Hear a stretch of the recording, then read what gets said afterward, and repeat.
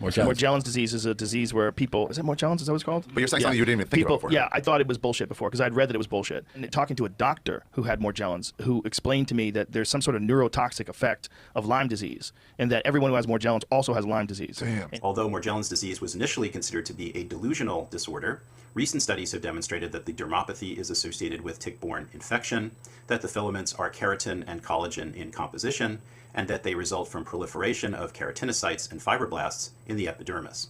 Spirochetes, genetically identified as Borrelia burgdorferi sensu stricto, predominate as the infective agent present in most of the Morgellons skin specimens studied so far. Other species of Borrelia, including Borrelia garini, Borrelia miyamotoi, and Borrelia hermsii, have also been detected in skin specimens taken from Morgellons patients. The optimal treatment for Morgellons disease remains to be determined.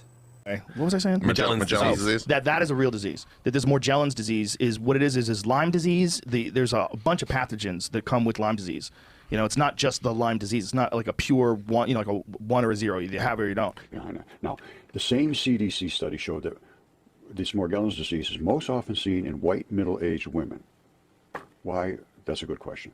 Another study showed that people are at a higher risk for this disease if they have had Lyme disease or have it. They were exposed to a tick.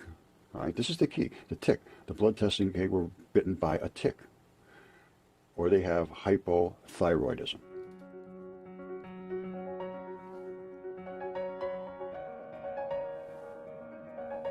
It was striking when I first saw the display of the symptoms in the COVID long haulers. They were displayed on a graph where each line in the graph was one of the symptoms, and they formed kind of a pattern. And when you take that pattern in the COVID long haulers and put it next to the pattern of the Lyme persistent symptom group, they're almost identical, almost parallel each other exactly in the two illnesses. The COVID long haulers on one side, the persistent Lyme group on the other side.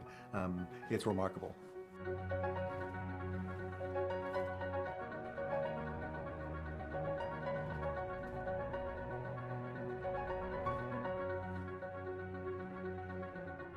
One of the lessons that the long haul Lyme patients, those with these prolonged persistent symptoms, one of the lessons that the Lyme disease patients taught us is that these patients are often misunderstood and not heard. Their illness really has a huge impact on their life. We learned that in Lyme disease. We're hoping the same thing doesn't happen in the COVID long haulers. In fact, Allison Redman and I from our research group published a letter to the editor of Lancet, pointing out the similarities in how the long hauler patients were not being believed and how we shouldn't subject that on those patients, because we learned from Lyme disease that harms the patients even more. They're already sick, but then if they're not believed, that's insult to injury.